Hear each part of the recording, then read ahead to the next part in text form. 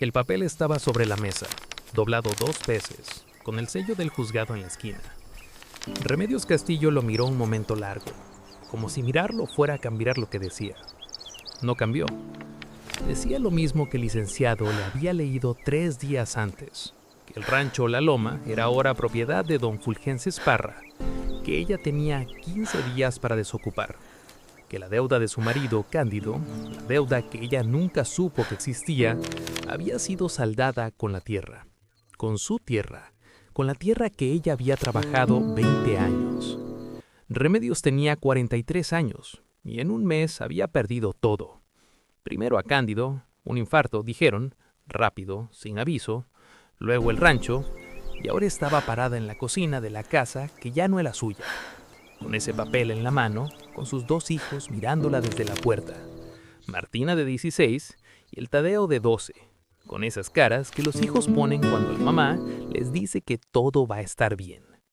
Remedios dobló el papel, lo puso en el delantal y dijo lo único que pudo decir. «Ándale, a empacar». Esa noche nadie sabía lo que Remedios Castillo iba a encontrar. Nadie sabía que en el cerro de atrás, en ese jacal que llevaba años abandonado, le estaba esperando algo. Algo que Cándido nunca le contó. Algo que cambiaría todo. Para entender lo que perdió Remedios, hay que saber primero lo que tuvo.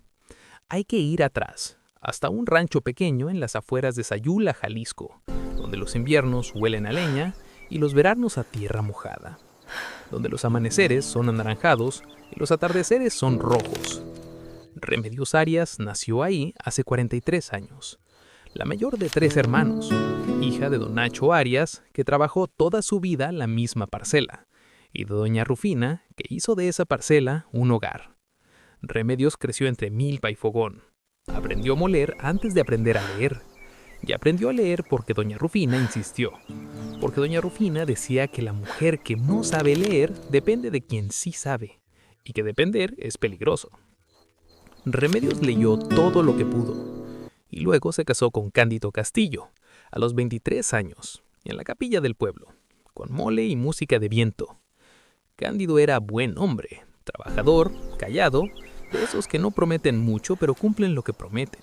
Tenía un rancho pequeño que había heredado de su papá, el rancho La Loma, 3 hectáreas de tierra seca pero fértil, una casa de adobe con corredor y un pozo que nunca se secaba del todo.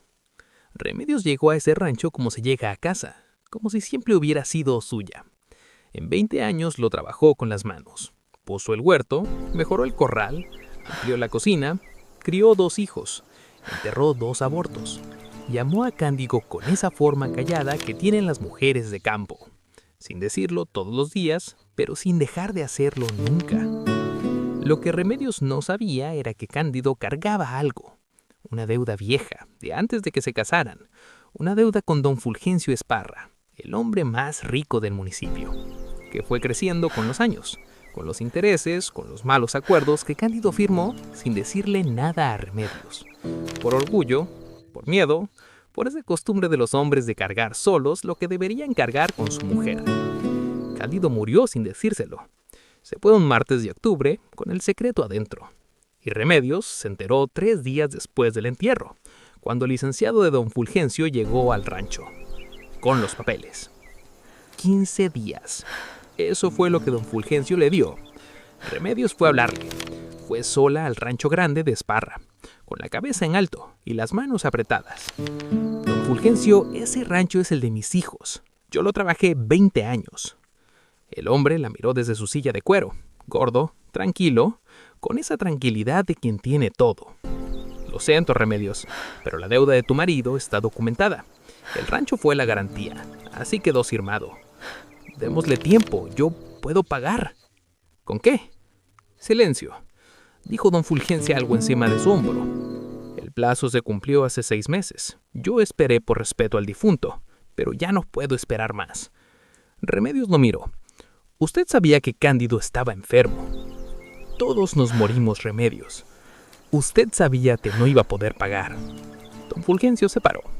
15 días, repitió, y te dejo llevarte todo lo que sea personal. Los muebles, los animales, lo que quieras. Pero el terreno y la casa son míos. Remedios salió de ese rancho, sin llorar, con esa frialdad de quien recibe un golpe tan grande que el cuerpo todavía no lo siente. La primera semana la pasó en casa de su cuñada Refugio, una mujer buena, pero con casa chica y marido de mal humor. 3 días estuvo ahí, y al cuarto, el cuñado Demetrio dijo en la cena lo que pensaba. Sin rodeos, sin cuidado. Miren, yo los quiero mucho, pero aquí no hay lugar para 4 personas más. Esto no es posada. Refugio bajó la cabeza. Martina apretó la cuchara. El Tadeo miró el plato. Remedios se limpió la boca con la servilleta. Se paró. Gracias por los días, dijo. Mañana nos vamos. Refugio intentó decir algo. No, Remedios, él no quiso decir. Sí quiso, dijo Remedios. Y tiene razón, no es su obligación. Esa noche Remedios pensó en a dónde ir. Sus papás habían muerto. Sus hermanos vivían lejos y con sus propios problemas. Y luego pensó en el jacal del cerro atrás, el que había en la loma alta del rancho La Loma. Una construcción vieja, de su suegro, que llevaba años sin usarse, que técnicamente ya era de don Fulgencio, pero que don Fulgencio probablemente ni recordaba que existía. Era una locura, pero era lo único que tenía. A la mañana siguiente cargó lo que quedaba en el carretón. 2 cobijas, el comal, los trastes, la ropa, la foto de Cándido que sacó de la pared, y le dijo a sus hijos, «Vamos al cerro». El jacal los recibió como reciben las cosas abandonadas, con olor a humedad y a polvo, con telarañas en las esquinas, con el techo de palma medio caído de un lado. Martina lo miró y sus ojos se llenaron. «Mamá, aquí no se puede vivir». «Todavía no», dijo Remedios, «pero se puede arreglar». El Tadeo ya estaba tocando las paredes, calculando, con esa mirada de niño que todavía cree que todo tiene solución. «El techo se puede reparar, mamá, con palma nueva y unos palos». «Exacto», dijo Remedios. «Ándale pues». Esa tarde limpiaron, los 3 juntos. Barrieron, sacudieron, abrieron el jacal al aire. Remedios reparó lo que pudo del techo, con lo que encontró. El Tadeo cargó piedras para tapiar una grieta en la pared. Martina cayó su llanto y lavó los trastes. Esa noche comieron frijoles recalentados en el comal, en el piso del jacal, con una vela entre los 3, sin decir mucho, sin necesitar decir mucho. Los primeros días en el jacal fueron los más duros, no por el trabajo. Remedios conocía el trabajo, sino por los ojos de la gente, porque el pueblo chico tiene memoria larga y boca grande. La señora Encarna, que vendía en el mercado los martes, fue la primera en decirlo alto. ¿Ya vieron a la viuda de Cándido? Dicen que está viviendo en el jacal del cerro como animal, con sus pobres hijos. La señora Encarna lo dijo con cara de lástima, pero con voz de chisme, que es la peor combinación. Remedios lo escuchó en el mercado el siguiente martes. No directamente, pero lo escuchó. Y fue eso lo que la hizo pararse más derecha. Porque Remedios Castillo tenía un defecto, o una virtud, dependiendo de quién lo vea, que entre más la empujaban, más firme se ponía. Esa semana trabajó el doble. Terminó de reparar el techo, puso una puerta nueva con madera que el Tadeo consiguió de un árbol caído, y plantó un cuadro de chile y jitomate junto al jacal, porque la tierra no iba a esperarla. Fue a los 10 días cuando encontró la primera señal. Estaba limpiando el rincón del fondo del jacal, debajo de los tablones viejos que habían servido de cama al suegro. Encontró una caja de madera, pequeña, sellada con un alambre, con tierra encima de años. La sacó, la limpió, la abrió. Adentro había papeles viejos, amarillentos, y una carta, con la letra del suegro, don Leandro Castillo, que había muerto hacía 15 años. Remedios la leyó despacio, y cuando terminó, se quedó sentada en el piso del jacal, con la carta en las manos, con el corazón latiendo de otra manera. Porque la carta decía algo que nadie sabía, algo que cambiaba todo lo que había pasado en ese mes. Había algo que Cándido nunca supo, algo que don Leandro se había llevado a la tumba. Algo que estaba escrito en esos papeles amarillos y que Remedios tenía ahora en las manos. La carta decía que el rancho La Loma no era solo el rancho, que don Leandro había comprado, años antes de morir, una parcela adicional, 3 hectáreas más, en el lado norte del cerro, que nunca había registrado a nombre de nadie, que había pagado de contado, y que la escritura original estaba en esa misma caja. Remedios buscó entre los papeles. Ahí estaba, una escritura de compra-venta, con firma y sello notarial, a nombre de Leandro Castillo Vargas, fechada 30 años atrás, y con una nota al margen en la letra de don Leandro, que decía: para el que quede, la tierra no se vende. Remedios leyó esa línea 3 veces. La tierra no se vende. Cerró la caja, la apretó contra el pecho, y por primera vez desde que Cándido murió, lloró de a de veras, sin aguantarse, sin que nadie la viera, con ese llanto que no es solo de tristeza, sino de algo que se suelta, de algo que no sabía que cargaba. Al día siguiente fue al pueblo, al juzgado, con la caja bajo el brazo, con la escritura en la mano. El licenciado Morales, que era el único abogado del pueblo, la recibió con cara de que no espera novedad. ¿En qué le puedo ayudar, señora? Remedios puso la escritura sobre el escritorio. El licenciado la miró, la tomó, la leyó. Su cara cambió. ¿De dónde salió esto? Del jacal donde vivía mi suegro. ¿Y su esposo sabía? No. O si sabía, no me dijo. El licenciado leyó más despacio. Fue a revisar otros papeles. Volvió. Señora Castillo, esta escritura es válida. La parcela del norte no formaba parte del rancho La Loma como propiedad registrada. No entró en la deuda con Esparra. Remedios lo miró. ¿Eso qué significa? Que esas 3 hectáreas son suyas, legalmente. Nadie se las puede quitar. Silencio. Son montes, señora. No están trabajadas, pero son tierra fértil. Y son suyas. Remedios salió del juzgado.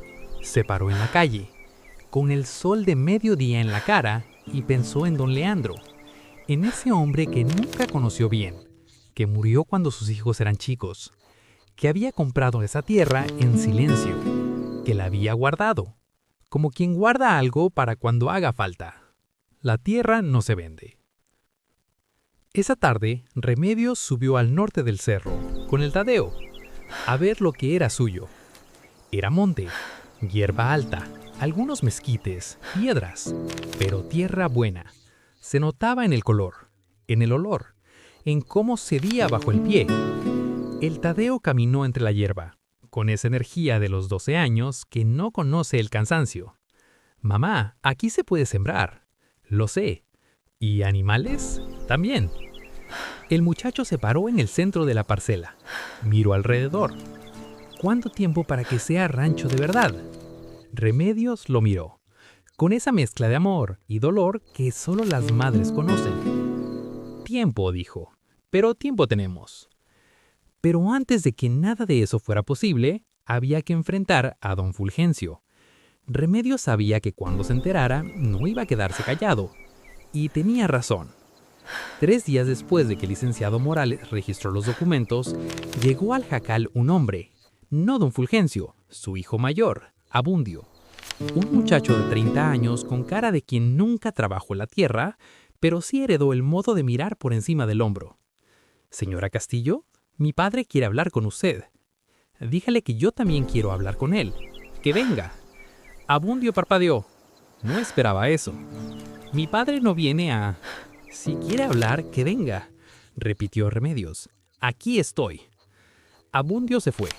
Al día siguiente llegó a don Fulgencio, en su caballo bayo, con Abundio detrás. Remedios los esperaba de la puerta del jacal, con los brazos cruzados, con la escritura en el mandil. Fulgencio, dijo sin el don. El hombre bajó del caballo, la miró. Me dice el licenciado Morales que aparecieron unos papeles. Así es. Esos papeles son de tierra que está en disputa. No está en disputa, está registrada, a nombre de mi suegro y ahora a nombre mío. Don Fulgencio se acercó, con esa calma de quien no está acostumbrado a que le contradigan.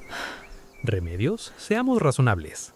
Yo te puedo ofrecer algo por esa parcela, un precio justo, para que tú y tus hijos tengan con qué empezar en otro lugar. Remedios lo miró, sin moverse. La tierra no se vende, dijo, despacio, con cada palabra. Don Fulgencio la miró. No seas terca, mujer. No es terquedad, dijo Remedios. Es que esa tierra es de mis hijos, y no hay precio que valga lo que vale para ellos. Don Fulgencio montó de nuevo. Vas a tener problemas, dijo antes de irse. Ya los tengo, respondió Remedios. Y aquí sigo. El hombre se fue. Abundio lo siguió, y Remedios se quedó en la puerta de Jacal, con el sol en la cara, con las manos todavía cruzadas, firme. Los problemas llegaron como don Fulgencio prometió. La semana siguiente, alguien quitó los mojones que el licenciado había puesto en la parcela del norte. Remedios los repuso, sola con el Tadeo. A la semana siguiente, el pozo que compartían con el lindero apareció tapado con piedras. Remedios destapó el pozo con sus propias manos. Tardó medio día, pero lo destapó. Y la gente del pueblo empezó a verla diferente. No todos. La señora Encarna siguió con sus comentarios, pero el Lalo del mercado empezó a guardar las verduras buenas. El maestro Abundio le mandó un libros con el Tadeo, y don Sixto el herrero le prestó herramientas sin cobrarle. Poco a poco, de a uno, el pueblo fue eligiendo un lado, y la mayoría eligió el de Remedios, porque en los pueblos chicos la gente sabe quién es quién, aunque tarde en decirlo. Martina fue quien más costó trabajo, la muchacha de 16 años que había visto su vida deshacerse en un mes, que había tenido que dejar la escuela, que dormía en el jacal y se avergonzaba cuando sus amigas la veían en el mercado. Un día llegó llorando de mal humor. Mamá, Dolores me preguntó que si ya éramos pobres de a de veras. Remedios no levantó los ojos del comal. ¿Y tú qué le dijiste? No le dije nada, me vine. Bien hecho. ¿Cómo bien hecho? Nos está viendo la cara toda la gente, mamá. Remedios puso las tortillas en el ayate. Se volteó hacia su hija. Martina, mírame. La muchacha la miró, con esos ojos llenos. La gente va a hablar mientras nosotros estemos vivos, y cuando nos muramos van a hablar de que nos morimos. Lo único que podemos hacer es que cuando hablen digan la verdad, que trabajamos, que no le pedimos nada a nadie, y que aquí seguimos. Martina se limpió los ojos. ¿Y si no alcanza, mamá? ¿Y si la parcela no da? Va a dar, dijo Remedios, porque nosotros le vamos a dar. Martina no respondió, pero esa tarde, sin que nadie le dijera, agarró el azadón y fue a abrir surcos en la parcela del norte. Y Remedios la vio desde lejos, con esa espalda joven que ya cargaba el peso de mujer, y se le apretó el pecho, de orgullo y de pena, que a veces son lo mismo. Pasaron los meses. La parcela del norte fue tomando forma. Los primeros surcos de maíz salieron raquíticos. La tierra necesitaba trabajo y abono y tiempo, pero salieron. Y el Tadeo, que tenía más energía que los dos juntos, aprendió a regar en las mañanas antes de la escuela, porque Remedios insistió en que siguiera en la escuela. El trabajo no va a ningún lado, le dijo. La escuela sí puede irse si no la agarras a tiempo. El muchacho obedeció, y en la tarde trabajaba, y en la noche estudiaba con lo que alcanzaba la vela. Don Fulgencio intentó una vez más. Mandó al licenciado propio a presentar una impugnación de la escritura, alegando que el papel era falso, que la firma no era del notario que decía. El licenciado Morales fue a buscar a Remedios. Señora, van a impugnar los documentos. Necesitamos el original del notario que firmó hace 30 años. ¿Dónde está ese notario? Murió, pero sus archivos los tiene el juzgado de Zapotlán. Hay que ir a buscarlos. Remedios fue a Zapotlán, sola, en camión, con lo poco que tenía para el pasaje. Estuvo 2 días en Zapotlán. Durmió en la banca del parque la primera noche. La segunda, una señora del mercado le prestó un catre cuando supo para qué estaba ahí. Y al tercer día, el archivo del juzgado de Zapotlán confirmó lo que ella sabía. La firma era legítima. La compraventa era real. Don Leandro Castillo había comprado esa tierra y era de sus herederos. Remedios volvió al pueblo con los papeles y la impugnación de don Fulgencio se cayó. Fue Tadeo quien encontró la segunda cosa en el jacal. Un sábado que estaba limpiando el piso para poner tablas nuevas, levantó una piedra del rincón y debajo había una lata, sellada con cera. ¡Mamá! Remedios vino. Abrió la lata. Adentro había dinero. No mucho, pero dinero. billetes viejos, monedas de plata, lo que don Leandro había ido guardando. Y debajo del dinero, otro papel. Otra nota con la letra del suegro, que decía: para la siembra del año que me falte, que quien siembre, recoja. Remedios leyó esa línea y se rió. Una risa corta de esas que salen de donde duele. Viejo Leandro, dijo en voz baja, siempre supo más de lo que decía. Con ese dinero compraron semilla nueva, y abono, y una herramienta que el Tadeo necesitaba para el riego. Y la parcela del norte empezó a cambiar. La primera cosecha no fue grande, fue lo suficiente. Maíz, chile, calabaza, lo suficiente para comer el invierno y un poco más para vender en el mercado. La señora Encarna, cuando vio a Remedios en el mercado con su canasto de chile, dijo algo, otra vez con cara de lástima y voz de chisme. ¡Ay, Remedios! ¿Con eso vas a vivir? Remedios la miró. Con esto y con mis manos, que es más de lo que necesito. Y siguió vendiendo. Don Fulgencio no volvió. No mandó más hombres. No impugnó más papeles. El pueblo dijo que le habían dicho que no valía la pena, que la vida de Cándido era más terca que la tierra misma, que era mejor dejarse. Remedios se enteró y no dijo nada. Solo siguió trabajando. Una tarde de noviembre, casi un año después de que Cándido murió, Remedios subió sola a la parcela del norte. Al atardecer, cuando el sol se pone en Jalisco y todo se vuelve naranja y rojo y dorado. Se paró en el centro de la parcela. En la misma piedra donde el Tadeo se había parado ese primer día, miró alrededor. Los surcos de maíz que ya estaban altos, el huerto de chile en el rincón, el jacal abajo con su techo nuevo y su puerta nueva, el humo del fogón que Martina había prendido para la cena, y pensó en Cándido, en lo que le hubiera gustado decirle, en la deuda que cargó solo, en todo lo que no le dijo, y también en todo lo que sí, en 20 años de manos juntas, de trabajo compartido, de hijos criados, de noches largas y madrugadas cortas. No le guardó rencor, no en ese momento, porque Cándido fue hombre bueno que cometió errores, como todos, como ella misma. Y la tierra que estaba pisando era la tierra de su suegro, que la guardó sin saber para quién, y que terminó siendo para ella. Gracias, don Leandro, dijo en voz alta, al cerro, al cielo que se ponía rojo, a nadie y a todos. Y el viento de noviembre movió el maíz despacio, como si respondiera. La Martina terminó la secundaria al año siguiente, con el maestro Abundio que le prestó los libros, y empezó a hablar de seguir estudiando, de hacerse maestra. Remedios la escuchó, sin decir ni que sí ni que no, solo escuchando. Y luego dijo, la tierra la cuidamos el Tadeo y yo. Tú estudia. Martina la abrazó, fuerte y larga. De esas que son también gracias y perdón y todo lo que no se dice con palabras. El Tadeo cumplió 13 años en la parcela, con un pastel que Remedios hizo con lo que tenía, con el maestro Abundio que llegó de sorpresa, y con don Sixto el herrero que le regaló una herramienta nueva. El muchacho sopló la vela, y cuando le preguntaron qué había pedido, dijo, que la cosecha del año que viene sea buena. Remedios lo miró, con esa mezcla de risa y llanto que solo los hijos producen.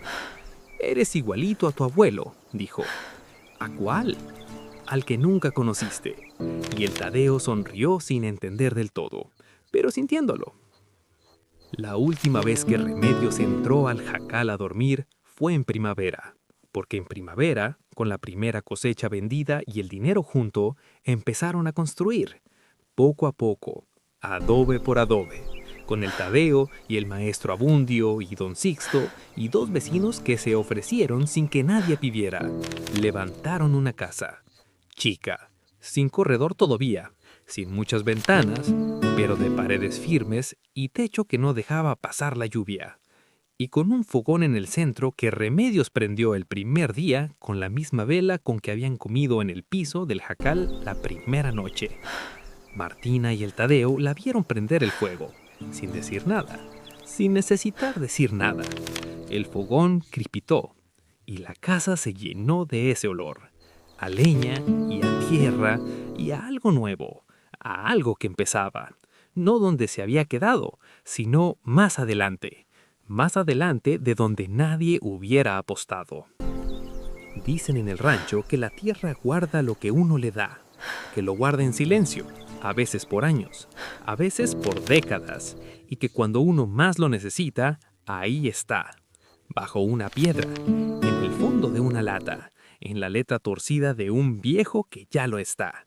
Remedios Castillo perdió el marido y el rancho en un mes. Perdió la casa que había construido con sus manos, la cocina que era suya, el corredor donde tomaba el fresco. Todo, pero no perdió lo que la tierra guardaba para ella. No perdió las manos, no perdió la cabeza, y no perdió a sus hijos, que al final son la única cosecha que de verdad importa. La vida le quitó mucho, pero la tierra le devolvió lo suficiente. Y con lo suficiente, una mujer de rancho hace lo que siempre ha hecho. Trabaja, planta, espera y recoge. Así de simple, así de difícil. Eso dicen los viejos de por acá, que la tierra no abandona a quien la trabaja, que tarde o temprano devuelve. Y el que no lo cree, pues que vaya al cerro norte de Sayula y que le pregunte a Remedios, que ella lo sabe mejor que nadie.